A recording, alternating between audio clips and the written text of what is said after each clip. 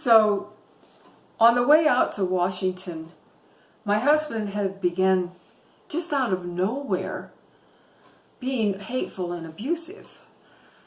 I didn't know that I was anemic at the time. I found out later and took shots for it, but I was just sleeping very soundly at night. And of course, we hadn't been together that long, and I suppose he probably had been trying to enjoy his wife, and I was out cold. I'm guessing all of this. I don't know. All I know is that I woke up on the floor. He had taken both feet and kicked me and kicked me and kicked me out of bed until I landed on the floor. And that was just the very first little clue that I had that my marriage and my life was in trouble. And but anyway, we went on and out there, and we got an apartment. And like I said, the Jehovah's Witnesses came to the door. My mom had called the Jehovah's Witnesses out in the state of Washington, told them about me, and this little gray-haired, very sweet, loving old lady came to our door and started a Bible study with us. And because I had been disassociated and was being shunned, I thought, well, we'll give it a try. I mean, maybe if I could get reinstated, I could get my family back. And I was shocked when my husband was very easily converted. He went right along with every teaching that she taught us. And we started going to the Kingdom Hall, and oh my gosh, we were invited to join picnics and meals out after Sunday meetings, and were invited to people's houses and to go to the drive-in movie. And it's just like we had this whole huge, big, wonderful family who loved us. And my mom gave a shower at my hometown, and all of my aunts and cousins came to it, and they brought their gifts and wrapped them there and took pictures and sent them to me. And even though my marriage was not that great anymore, I at least had that to kind of hang on to. But long story short, I gave birth to my first little boy, Timmy, in January of 1968 in Madigan General Hospital at Fort Lewis, Washington, on the Army base. And being 2,000 miles away from anybody I knew, 17 years old in labor, was one of the most difficult things I've ever gone through. And but you know, he was wonderful. My new baby was all I'd ever hoped for.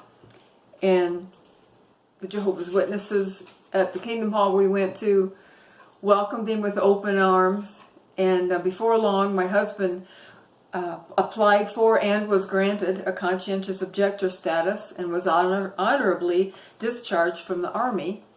And we moved back to Indiana, and I found out that I had been reinstated by the overseers, and my mom and my family threw us a welcome home party, and my husband and I got baptized.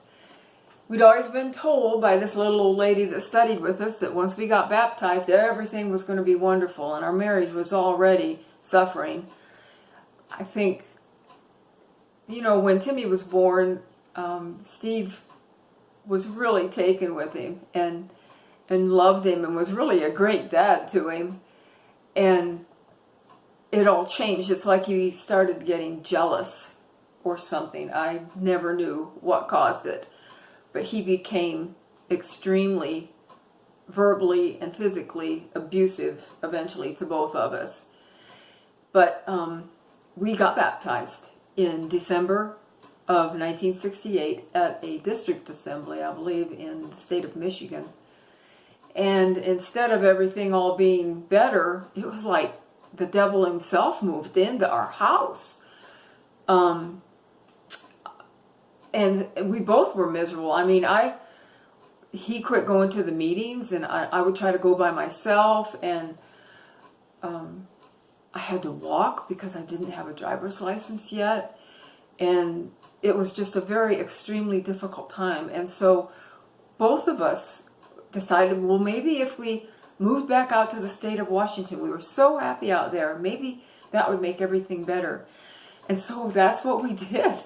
We packed up again. He quit his job. We packed up again and moved lock, stock, and barrel back out to the state of Washington. I thought I might be pregnant, but we went ahead and did it anyway. And nothing was the same as it had been before. The Jehovah's Witnesses, who had been like family to us, barely acknowledged our presence. But my husband went ahead and found a job. We got an apartment, and we were struggling. And so I babysat once in a while. We had a divorced lady that lived next door to us, and I got a phone call from her one day that my husband had propositioned her. And so all I could think about was, I got to get home to have this baby. And so I told him that I knew what he'd done, but that I would forgive him if he would just take me home. We'd only been there maybe, I don't know if it even was 6 months. And so that's what we did. He quit that job. We packed up everything, took Timmy, and moved back to Indiana. Surprised my mom, never told her that I was coming. Woke her up in the middle of the night. Really dumb. Really dumb. I never did tell her, I don't believe, why we came back. But we stayed with my mom just a few weeks until Steve found a job. And then in April of 1970, my second little boy, Troy, was born. And my mom actually came out to the house and helped me for a little while. For a week. She took a week's vacation and helped me. And she and I had become best friends by then. All was well, all was forgotten. And we were struggling financially. And so I got a job, a really, really good job in a factory, the same factory my husband worked in. He worked days and I worked second shift. And I just worked for 3 months until I paid off the whole hospital bill. And then I quit at my husband's insistence, and we moved back to his hometown because he got laid off, and he got a job there. And it was terrible timing because my mom found out she had cancer just at this exact same time that we were moving. We were packing and moving when I got a phone call that she had cancer. So my weekends turned into visiting my mom, making the 80-mile drive. Me and my sister would go together. Sometimes I took my boys, sometimes I didn't. And we'd stay at her house, and her house was close enough to the hospital that she could see the house when we were there. We could see the hospital while we were there. And I'd take the kids up to see her, and she'd roll the wheelchair down the elevator, and she did get to see Troy walk a little bit. And it was an extremely hard time in my life because she was my world. She was my link to the Jehovah's Witnesses. She was all I had. I never had anybody but a mom for 21 years now. That's the way it was. And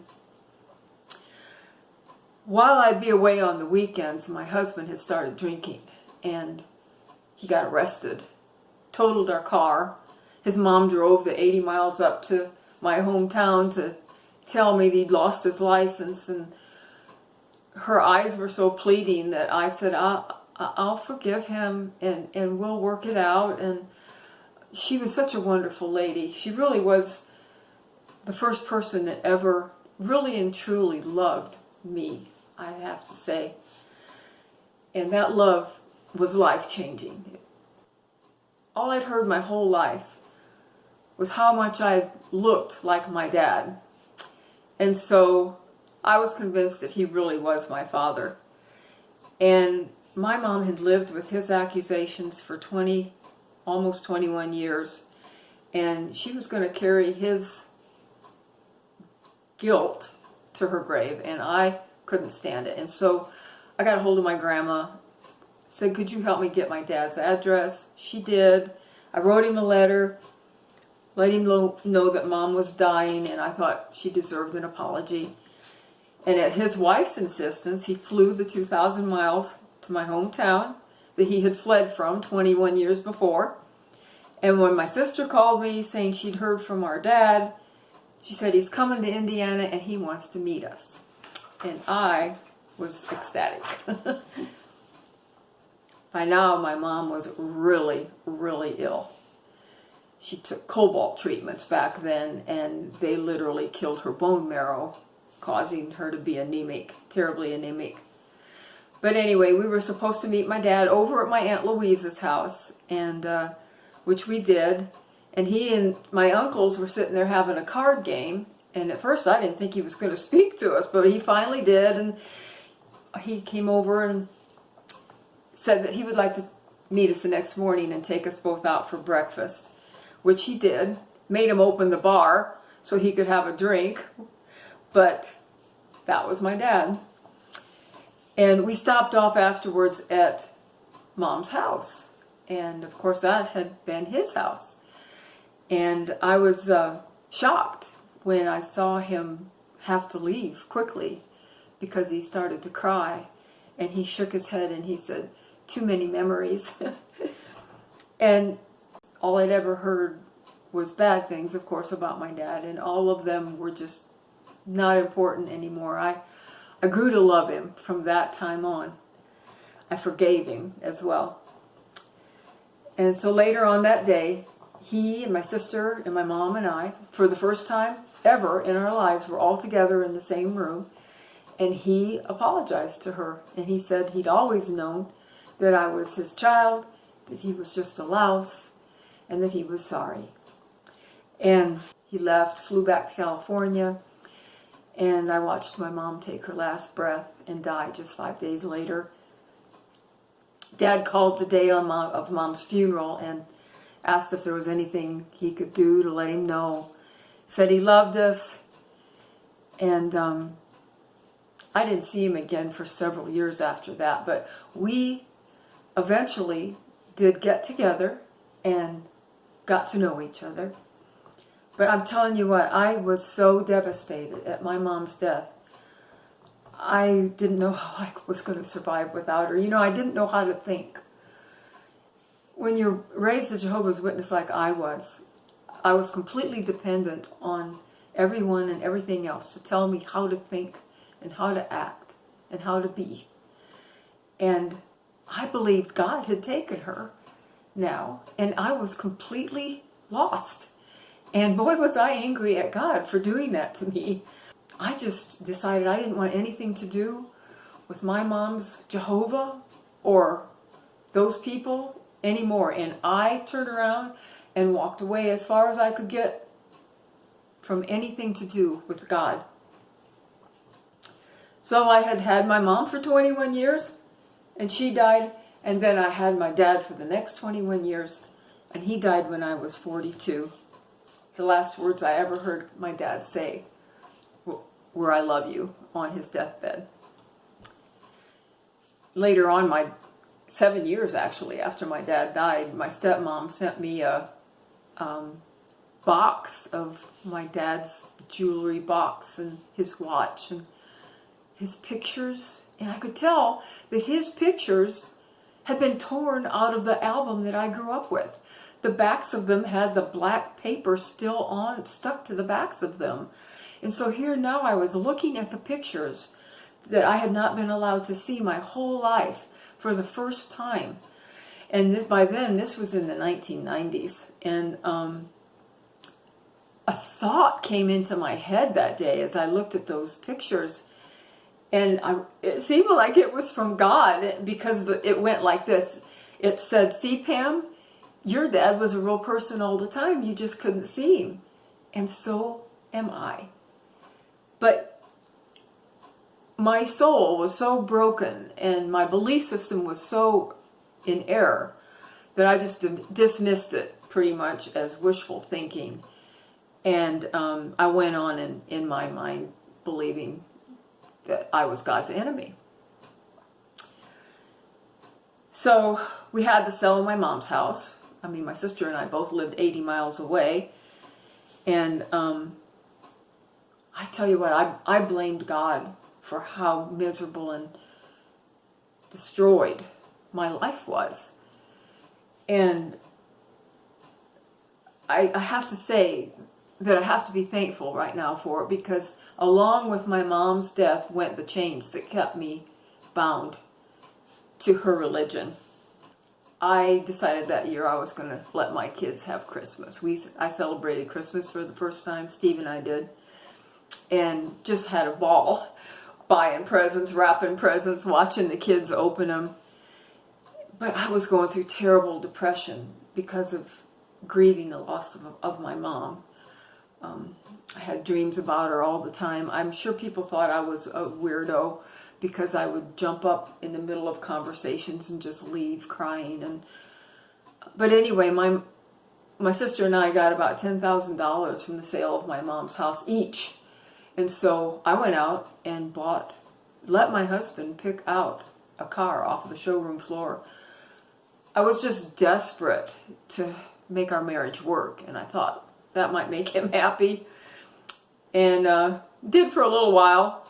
And then I bought him a brand new racing dirt motorcycle and helmet and the leathers and all that so that he could get back into motorcycle racing. He'd love that. I thought maybe that would make him happy. And it did for a little while. Took the kids and went to the motorcycle races. We'd go out once in a while dancing. I was 21 now, and that was fun. But I found out it's just as soon as I had my first couple of drinks of hard liquor that it made me black out. I would wake up and not know how I'd gotten where I was, and hours had passed. And so I figured out, it took me a few years to realize that I couldn't drink. My self-image was completely distorted. I weighed 95 pounds, something like that, and I thought I was fat. I thought I was too fat to wear jeans. I had a very good friend from school that helped me through that. But I went out and got a job after I bought the car, because we both had a car, and I was able to get back and forth to work, put the kids in daycare. And I was really, really tired after working all day and keeping house and kids and grieving the loss of my mother. And again, I was sleeping too soundly, and my husband would make me sit in a kitchen chair all night and wouldn't let me sleep. He hated it because I needed sleep. And he would slam his hand down on the table if I'd start to wake up. And he'd slap me in the face. And I would go to his parents for help, and they really, really tried. But things got so bad that I really started to wish it had been me in that coffin instead of my mom. So I filed for a divorce, and we got back together, and I filed for a divorce again, and I just had so much trouble making a decision and being independent and strong enough to do things on my own. I just couldn't do it. I couldn't stand to even be alone with my thoughts. My own thoughts drove me crazy. The first time I saw Steve and my boys with another woman loading them into the car to take them away after we separated, I nearly lost my mind. You don't think about those kind of things when you file for a divorce. And I had no way of knowing how to make the destructive thoughts in my mind stop. So I went and got a second job just so I didn't have to be alone with my own thoughts. And I got really run down because of that second job, and I caught the mumps from Timmy. He was about in kindergarten at the time, and I'd never had the mumps. And I was so sick, I was unconscious for 4 days. If it hadn't have been for my sister and my ex-mother-in-law stopping in to check on us every once in a while, I don't know what would have happened to us. I literally had to learn how to walk again after being sick for 2 weeks. And when I went back to work, the daycare center that I took the kids to was actually in the basement of a Methodist church. And they surprised me by giving me 2 weeks with no charge, saying they just wanted to help.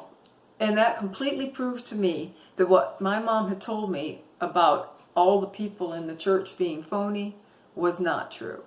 That was the first time that I had thought anything about that. But my job was dirty and didn't pay too much, so I went search of another one and was hired at a really great place, and so I quit my second job. But I was so lonely. I mean, I dated a couple of guys, but nobody wanted anything to do with somebody with 2 kids. And like I said, I was a little strange, as you can imagine.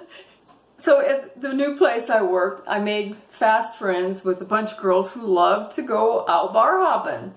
And so I went out one night with them, and I was so desperate that I knew I needed supernatural help, but I wasn't about to pray to God. So I would wish on the stars, because I saw myself as God's enemies. I would wish on, I remember driving home, wishing on a star that someone, anyone, would come into my life and help me. So that night out with the girls, that same night I think that I'd wished on the star, I met the son of a lady that I worked with, and he asked me if he could call me, and which he did, and we went out on a date. He'd never been married or had any children, and when he came over the next Sunday afternoon, he took me and the boys out for ice cream, and he really sort of won my heart, and so we dated. And I made my mind up that I was going to stay pure this time. That even though I saw God as my enemy, I thought it might not hurt to do things His way. And so before long, he gave me a dime and asked me to marry him, which I did in 1973. And even though my sister and her husband were still Jehovah's Witnesses, he walked me down the aisle and gave me away. My brother-in-law did. And they were just genuinely caring people, even though they were completely brainwashed Jehovah's Witnesses. My husband got so drunk on the night of our wedding that we never even consummated our wedding vows. And he was going out with other women just 2 weeks after our wedding. And it hit me hard that I had probably never seen my husband sober. And he screamed at me that I should have known that he'd never be able to handle being a father or be the man that I wanted him to be. And I was just devastated by now. I was 23 years old on my second marriage. I went to work every day, faked a smile, never told anybody what was going on. I was a nervous breakdown waiting to happen. Ironically, we stayed married 11 years, the same amount of time that my mom and dad had been married. But anyway, I bought pumpkins that year. The kids celebrated Halloween, I think, for the first time. Went trick-or-treating. Somebody smashed their pumpkins and wrote profanities all over our house. I have no idea who it was, but we celebrated Christmas together that year. And my husband was a truck driver, and I'm really thankful for those times because I had a lot of time home to spend with my kids, finally. For the first time ever, I was being a decent mom to my kids. I wasn't so completely wrapped up in all of the pain of my own life that I was able to be a little bit of a better mom. But just about the same time, my sister and her husband were involved in a terrible car accident, and their youngest daughter was with them. The oldest was gone and moved out by then, but Jehovah's Witnesses aren't allowed to take a blood transfusion, and my sister's spleen had been torn loose, and she was dying, and she refused a blood transfusion. She laid in intensive care for 2 weeks, just as white as could be, and made it. She made it through. The Jehovah's Witnesses were up there visiting her and trying to, encourage her not to take blood. And of course they had to shun me. I didn't care. I went anyway, every day. I did everything in my power to make my husband love me. We even agreed that we'd try to have a child. And so it was nearly 1975. And I thought, oh boy, if Armageddon's coming in 1975, and I'm thinking about bringing another child into the world, I think I better go back to the Kingdom Hall, which I did. Really upset my husband's mother. But I had been disfellowshipped by then for getting married in a church.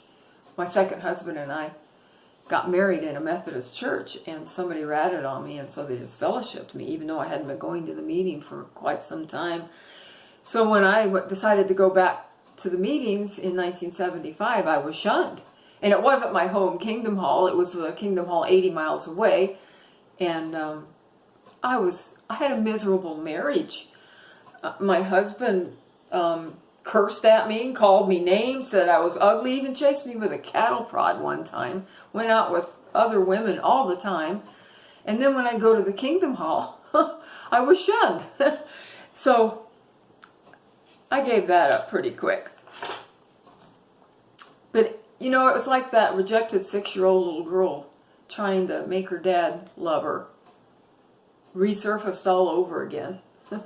Believing like I did made it just completely impossible for me to act like a normal person. I was just too broken. And my thoughts just screamed at me 24/7, just kill yourself, just kill yourself. And so I decided I was going to do it. The kids were with their dad. I figured that he'd raise them, and they'd be probably better off without me. That's just how I thought. My second husband was gone out on the truck.